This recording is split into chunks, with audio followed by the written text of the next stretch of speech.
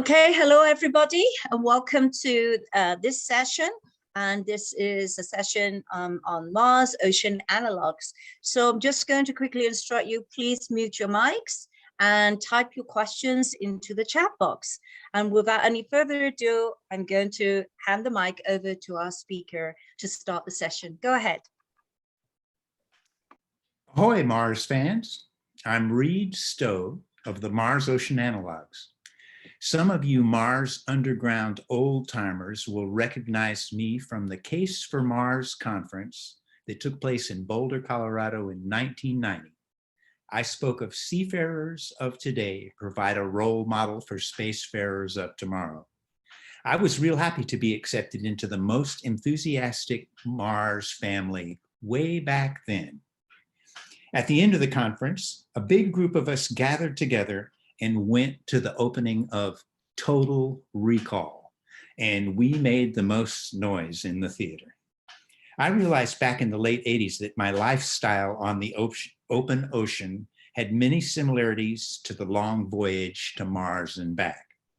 I had many different small crews of multinational men and women living together in packed, tight quarters in a life and death environment, always moving, feeling the weightless up and down of the waves, isolated for long periods of time away from the rest of humanity, keeping our focus on accomplishing our mission. Our expedition to Antarctica in 1987 taught me about crew behavior on our little spaceship, cramped together, falling on each other, arguing and laughing hysterically. Faced with katabatic winds between icebergs when my best man was shouting, "We're all gonna die." Those are the intense circumstances where I learned how to keep my crew together, functioning in a dangerous high-performance environment. When I got back from Antarctica, I heard about NASA explorers comparing Antarctic dry valleys to Mars. I call the open ocean a great Mars analogous environment, and I began to promote my Mars Ocean Odyssey. It took me 20 years of focused, trying hard, taking longer voyages, testing crews, enduring hardships. By the time I had the schooner ready and stocked up with everything we needed for 3 years, isolated between the stars, it was only my partner, Sonia, who had me convinced she understood, was ready for eternity, and was not afraid to voyage into the unknown with me. Once we set off, Sonia sailed 306 days out of sight of land before we discovered she became pregnant, and we had her taken off the schooner at sea. As we had planned, if anything happened to her, I would continue on alone to complete our mission. I went on to sail 846 days without seeing land or another person. During the voyage, we tuned in to a NASA conference and communicated with space psychologists and did a Mars analog program with Dr. Carter Emmert at the New York City Planetarium. But other than that, in the years of our voyage, from 2007 to 2010, the media and the public did not really get the Mars analog aspect of our mission, though we got massive amounts of world press. We led the way evolving off of the Earth by not touching land far longer than any man or woman before us. It was not until 2 years ago that I heard Elon Musk say that he was going to send humans to Mars in a few years. I got really excited thinking, well, who are these people and how have they prepared? As I said, I prepared for the Mars Ocean Odyssey for 20 years until I evolved into it and knew I could do it. How many years will the astronauts that are going to Mars prepare themselves? Will they forsake the busy activities of earthly life and focus on the brilliant austerity of going to Mars? If they don't leave behind the distractions and illusions of security on Earth and test themselves for an extended period of time away from society, between the stars, in a deadly environment like we did, then they won't be mentally prepared, and humans will be the weak link in the fantastic technological human mission to Mars.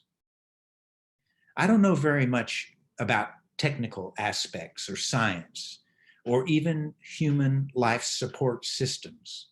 There are a lot of people that do, and I trust them. But there are just a few people that I know of that know what it is like to be isolated for humanity for months at a time, and just one American for 1 year. But who knows what happens to the human psyche for the second and third years, isolated from humanity while constantly moving, always having to perform, be present, and keep your spirit together. That is the territory, that is my specialty. And I'm the only one of billions of humans who have experienced that. And it's all satellite verified. I was out there between the stars. I see the space community growing in leaps and bounds, but I don't see enough curiosity, care, and preparations for helping people deal with the years of being isolated in space. Humans could be the weak link. Just a few people breaking down in space could spoil it for everybody. I've seen the toughest people break down at sea and on the verge of going. How are we going to know who is right to send out into space for an extended period of time if we don't develop a tougher program now, while we still have the time, that really familiarizes the analog astronauts with the most unknown depths of their beings?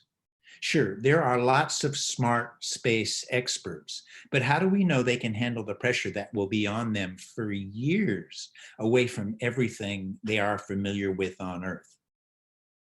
Yes, keep training astronauts the way they are being trained and advance those programs. But we are appealing to Elon Musk and NASA to call for all Mars-bound astronauts to take tough training at sea. And in the future, when 100 astronauts are going to be sent at the same time, then we will train those 100 astronauts at sea before they go. And the weak and the unadaptable will be separated before it's too late. Every measure should be taken to prepare and evolve the human psyche into the best condition to set off for Mars. Musk said, "A voyage to space is a bit like a long sea voyage. If you forget one thing, it's all over." Can you imagine that we packed everything we needed for 3 years in one pile in our cargo hold? In the same way, the mind has to be as well prepared as the technological aspects. A year and a half ago, I discussed some of this with the Mars Society leader, Dr. Zubrin, and he said, "Why don't you take analog astronauts out to sea and train them?" It was his idea, but the responsibility was on me. I see the training of Mars analog astronaut programs as too safe and too easy, like a fun, sometimes paid vacation. When a crew is in an environment where there is a good chance they could die, that is when you learn about crew psychology relevant to a dangerous Mars mission. NASA and publicly funded institutions can't have people dying. They might lose their funding, so they play it safe with the training.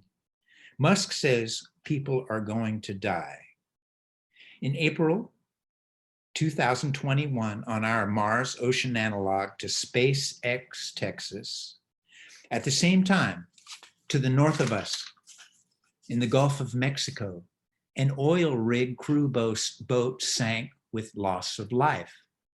Being at sea is dangerous, and that affects your psychology. Dr. Zubrin suggested taking analog astronauts to sea for 3 weeks. I immediately said 2 weeks.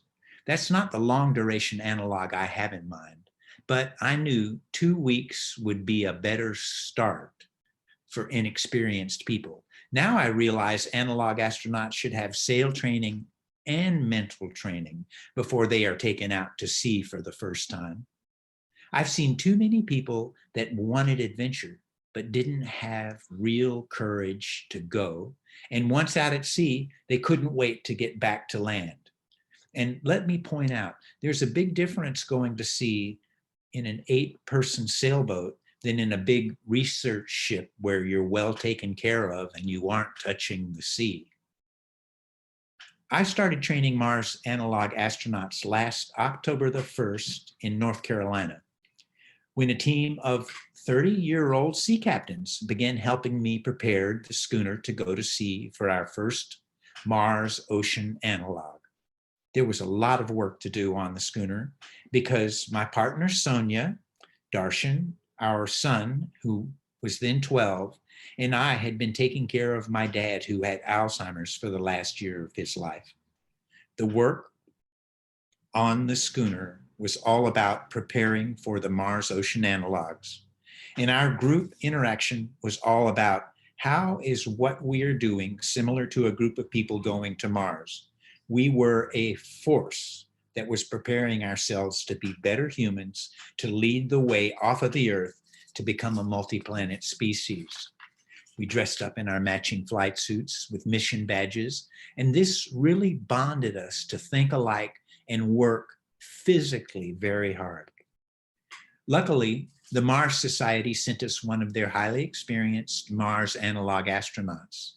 On the dock in Wilmington, North Carolina, January the 1st, 2021, the newspaper came down and interviewed and photographed us. For the first time, I realized the media understood and did a great, well-informed, supportive story. Almost no one understood or took us seriously in the past. But I think now that Musk has entered the picture so dramatically, the humans to Mars mission has spread around the world. Now people understand what we are doing and the importance of preparing people's psychology for long duration space travel. In the excitement of preparing to go, like most of my voyages, one of our loyal team members who had worked so hard and even posed for the press with us turned in his uniform and decided to stay ashore. Our first Mars Ocean analog was tough and dangerous. We set off in the winter and a Gulf Stream storm washed our land thoughts out of our minds, and we had to work hard to survive. We worked together as a team and understood the danger of our situation. We took turns with everything, including cooking and cleaning. When we sat in motion, tightly packed in the cockpit, we discussed Mars and found similarities and differences in our encompassing voyages. An important part of our training is mind control. Don't imagine it's easy to be with a group of people and keep the subject focus. Those who have no practice with mind control chatter on about worldly trivia. I learned how to focus during my years at sea and knew the importance of it and kept our focus on Mars. In your own living quarters, I can't impress my will to stay focused on the mission, but in the pilot house and the cockpit, I demanded again and again for the crew to stay focused on the wonderful opportunity that we have. And this is much harder than one can imagine. We all got the greatest satisfaction overcoming hardships and formed an A team. It was like each person didn't want to miss out on what was happening because in the tiredness and wetness, we found camaraderie. And when the storms broke and the stars surrounded us above and twinkled in the water below, we sat packed in the cockpit, shoulder to shoulder, playing music, singing songs, and making up the most ridiculous space rhymes until we all laughed, until we cried, and we kept going. Much to my surprise, when we landed in Palm Beach, Florida, after 17 days, my whole crew stuck with me, except the representative from the Mars Society, who had to get back to work supporting the crews of the Mars Desert Research Station. Before he left, he said, "You guys are hardcore, the best crew out of all the crews I've been with." The Palm Beach newspaper and TV came aboard, and we put on our uniforms and told our stories. The media did in-depth, informative, supportive stories. The crew was psyched up, and we worked even harder to prepare for our next mission to SpaceX, Texas. Two 30-year-old female sea captains were working on a mega yacht next to us and caught the Mars bug and joined in. Now we had 6 analog astronaut sea captains in their early 30s on board. What a fantastic team we were. We painted the old black pirate schooner sparkling silver with a big streaking star on the bow. There was no mistaking we were a starship now. We were once the old black schooner pirate ship on the way to Boca Chica, Texas. Then we found out Musk had just petitioned to change the name to Starbase. We became Starship to Starbase. This is Starship to Starbase.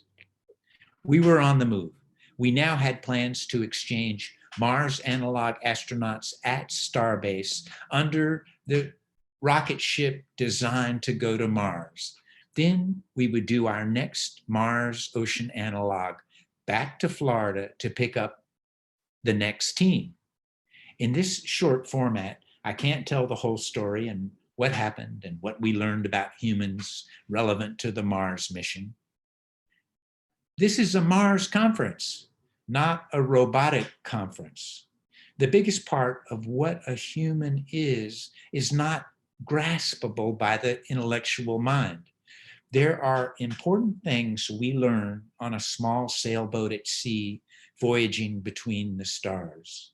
The crux is, will an individual persevere under hardships in the depths of the unknown in their own minds? Here's a relevant historical example of dealing with the unknown in your own mind. At the turn of the century, a Norwegian explorer named Nansen led an expedition to the North Pole in a boat named Fram. They got stuck in the ice for almost 3 years before they broke free. That is about the best example that it is possible for a small group of men to survive for almost the same amount of time as the proposed human Mars mission. Nansen and a partner struck out on foot for the North Pole and didn't make it. They made it back to an Arctic island and survived the winter living under walrus hides. Nansen wrote that what sustained him was writing in his diary and viewing himself from out of his body.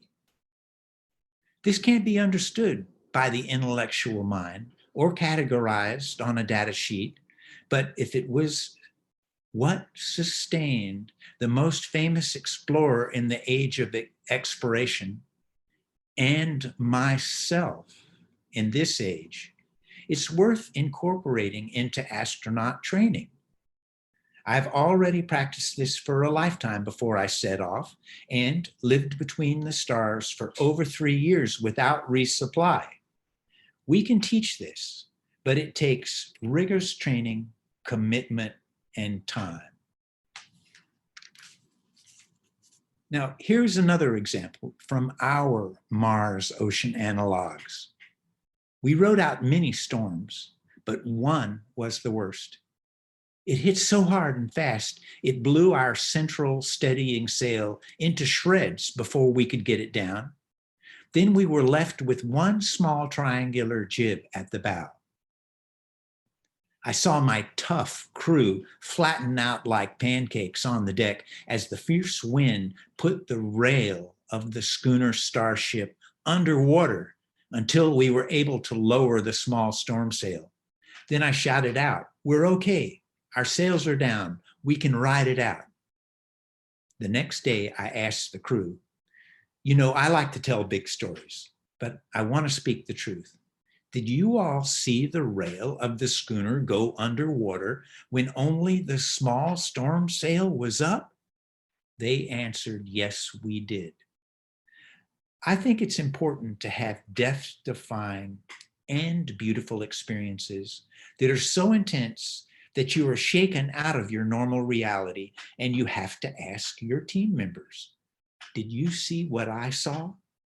Then you and everyone else knows how you acted. And when the crunch came down, did you freeze up or did you do what you had to do? This is the type of thing Mars astronauts should have experience with, because you never know what you might have to deal with out in space for years at a time.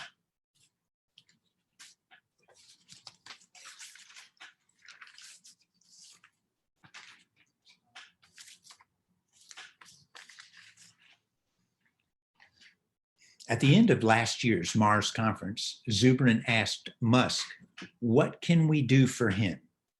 Musk didn't ask for any kind of data, scientific or technical help. He said, "Educate the world about what we are doing and get our message out." The Mars Ocean Analogs also has that as a main objective. Educate the world and use the media to get the Humans to Mars mission publicized. Check out our website to see the progress that we're making. The Mars Ocean Analogs program is currently working on funding and becoming more organized for our future missions. Please contact us if you are interested in joining in any way. Thank you very much. Thank you so much. That was such a fascinating presentation. And I love the way that you presented it as well in a very wonderful narrative. And I felt, I'm sure most of us here was on this journey with you. So wonderful, wonderful presentation. We have a few minutes now to open up for questions. So does anybody here have any questions? You can just unmute yourself and ask your question.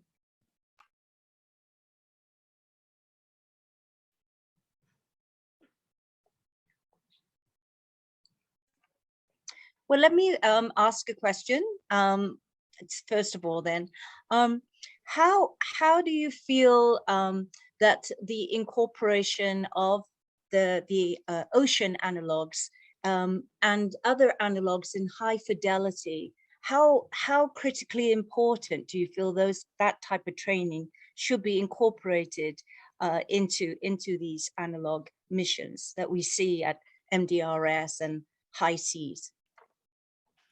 Well, like I said, even though this is a Human to Mars conference, look at the sheet of presenters and the things that are being talked about. It's almost all technical stuff. There's a certain amount of little bit of philosophy, but there's very little dealing with what happens to a human when they're isolated for years at a time. And what if they break down? Then all the other preparations, all the other technology gets ruined.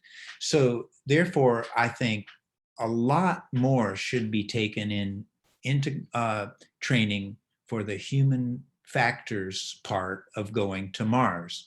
So any amount of programs like you're doing, there should be a lot more of them, and there should be steps that train astronauts for longer periods of time to be able to deal with the long periods of time that they'll be up in space. So I saw a Mars analog that was advertised as, "This is very safe, don't worry." And that was when I decided to bill ours as, "Don't come with us if you're afraid, because ours is dangerous and you could die." So I'm billing ours as the most dangerous one that you could possibly do. And this way, we need to explore the intangible parts of the human psyche. And if you're afraid to take tough training, then I don't think that that would be a very good astronaut to go to Mars. Well said. So does anybody want to ask a question? We have a few more minutes. Go ahead. Yeah, hi. I wanted to, no, my name's Dusty, and I really wanted to say I very much so enjoyed this conversation. It's very interesting. And I'm actually trying to work on something somewhat similar in scope, but a land-based version, surrounded around RVs. So especially in cold climates or desert climates. So this really rang true to me. So I appreciate it. It's very interesting. Yeah, I think that that's interesting what you were saying, because I kind of imagined it to be a more formal thing. But the more people in our society that become aware of how we have to train psychologically to go to Mars, out of that will come more choices, and out of that will come the best people, and those are the people that can go to Mars. So I think all kinds of training habitats and Mars habitats are good, because that gets more people thinking about Mars and what we have to do to go there. And one thing that I stress over and over again is, yes, it's good to take training to go, but my lifetime of living on the high seas, I didn't see it as training to depart the touch of the earth longer than any human ever has and leading the way to Mars. I saw it as I'm the one who has evolved into the place where now I'm doing it. So I think the more time, the more people can spend on the training to go to Mars, it becomes a thing where now the human race is evolving into the best people to go, rather than trying to train a few people to go. Yeah, that's a very similar thesis to what I have. So I'll be contacting you. This is very interesting. Okay, great. Thank you. Thank you. So there's a question, and this is the last question. We have 1 minute to end of the session, but Inga asks, from a more practical perspective, to do human studies in order to learn more about humans in isolation, one needs, I think this is ethical, right? Ethical board approval. So, and I think it will be almost impossible to get it if you advertise as the most dangerous analog. What are your thoughts on that? Well, I think that, as you see, I've been in the space community since the 80s. And maybe it's been a little bit hard for me to break in because I'm so wild and I'm so tough. But I've done what no human has done, and I've gone years longer between the stars than anyone else. So they have to look at that. And certainly I'd like to talk to anyone who's been in isolation, and I'm sure that they would respect me, because I could tell them, well, I didn't see another human for over 2 years. No one's experienced that. How did I keep myself performing in a life and death environment? So another person said, well, why don't you just take scientists and out to sea for their experiments? And I said, well, no, my focus is training the toughest people in the toughest way so that they have the best experience to be the best people to go on the Mars mission. So, and Musk did say that people are going to die. So I'm not saying people are going to die on my boat. I have a perfect record, but on a boat next to us that was owned by an oil company, it sank and men died. So it's dangerous exploring, and you have to accept that there could be deaths, and that's what Musk said. So that would be the case. If anyone is going to go to sea on a small sailboat, they should realize it's going to be tough, and there is a chance that they could die.